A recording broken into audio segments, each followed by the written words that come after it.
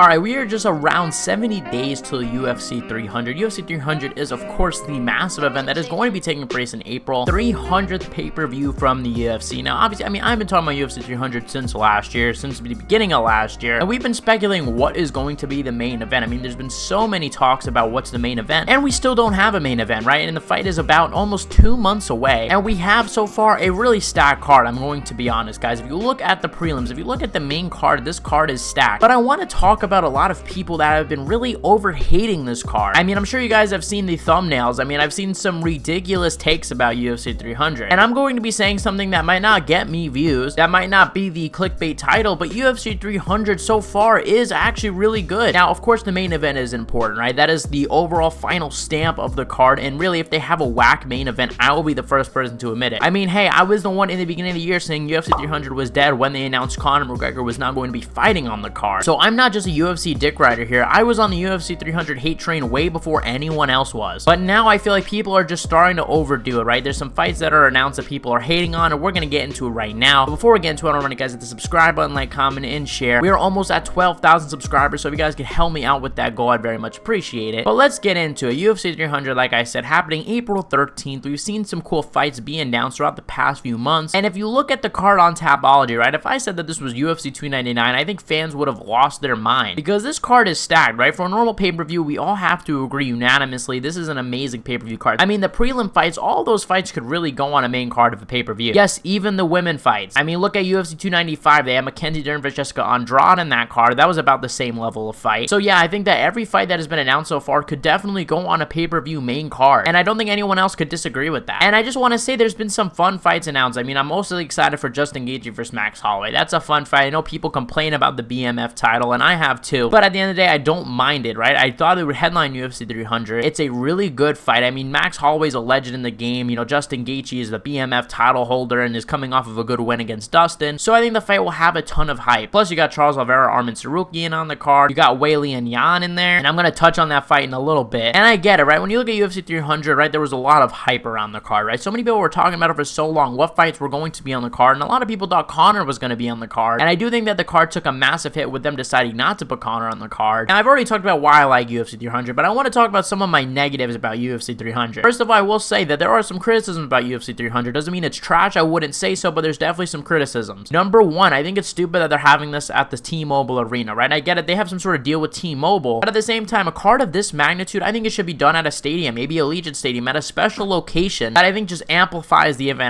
We had UFC 200 at the same goddamn arena. We've also had so many fights at the same goddamn arena. Like, pick a different arena, pick a different place, maybe try to change it up, make it feel like a bigger event. Another thing is how they're announcing these fights, guys. I think they should have definitely worked on this 300 card and boom, just announce all of it all at once. I get it, announce a few fights here and there, like I get it, announcing the Aljamain versus Calvin Kattar fight in December. Okay, I get it, add some hype. But don't make everyone stay up all night for a massive UFC 300 announcement when you're gonna announce a mid-fight like Weili versus Yan. And I like that fight. Look, if the fight was announced for regular pay-per-view, or hell, even if the fight was announced for UFC 300, I don't mind that. But don't hype up like you have a secret bombshell announcement just to announce an average fight that we all knew was going to happen. It has nothing to do with Weili or Yan, right? If they would have done this for another title fight, like if they would have done that for Leon versus Bilal, I also would have been very annoyed because we all know that's what's happening next, so why are you making this such a big announcement? What I think they should have done is at least get the top 3 title fights, right? Whether that be the BMF title versus Max Holloway and Weili versus Yan. Then you figure out the top of the card, and I think you announce all 3 fights at once, or maybe announce the main card. Like, I just don't like how they're handling this, and I feel like them doing this is definitely why a lot of people are saying it is overhyped, or a lot of people are saying just UFC 300 is trash. It's because of the way that they're announcing these fights. I don't think anybody has been able to fully, look at the magnitude of this card, look at how stacked it truly is, because we've gotten these fights one at a time. And now I want to talk about the over-hatred of UFC 300. Now, I'm sure you guys have seen all over the internet, all over YouTube, all over Twitter, people just shitting on UFC 300, and it really got to the point where I was starting to get annoyed. Because, look, Dana White announced Jessica Andrade versus Marina Rodriguez. Is this a bombshell, oh my god, like this is gonna blow our minds fight? No, obviously not, but it is a good fight. And you could just tell how many casual viewers there are, because at any women's MMA fight, they're just gonna shit on it. There's definitely some other MMA YouTubers I see that have been criticizing this fight, criticizing UFC 300 and saying, oh, you're wasting a spot. Like, what are you talking about? Like, did you see Jessica Andrade's fight with Lauren Murphy literally a year ago? And Marina Rodriguez also recently got a knockout and destroyed Michelle Waterson.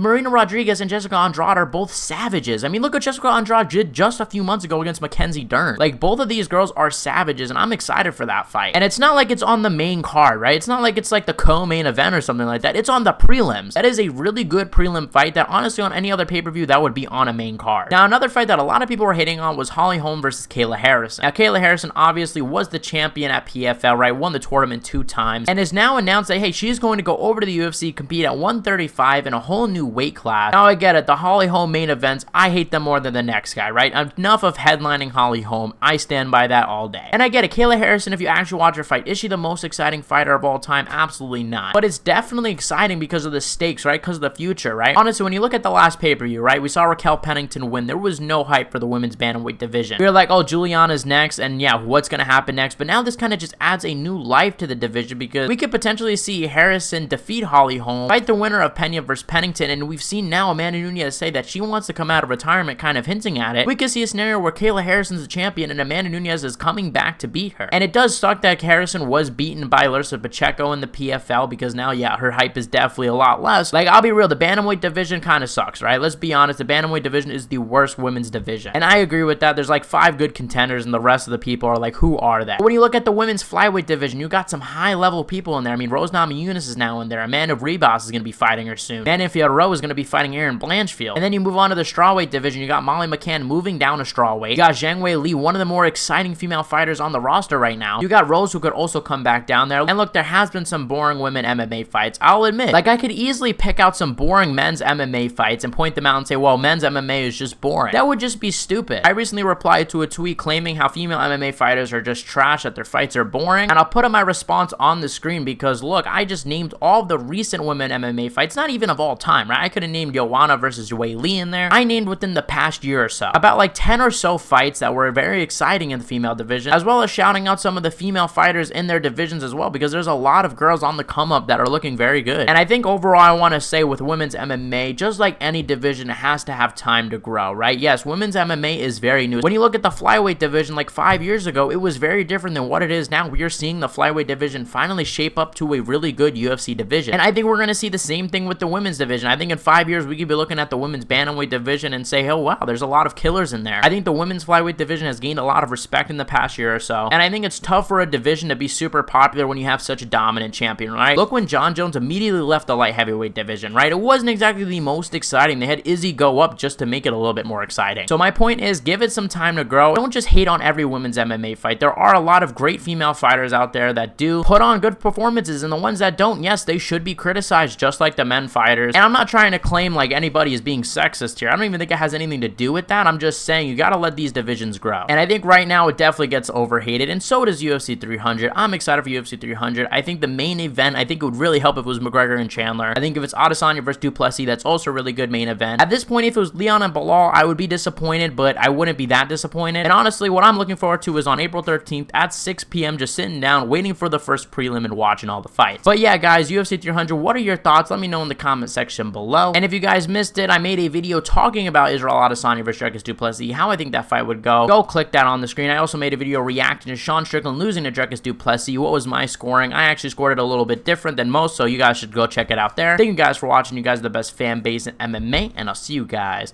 in the next one.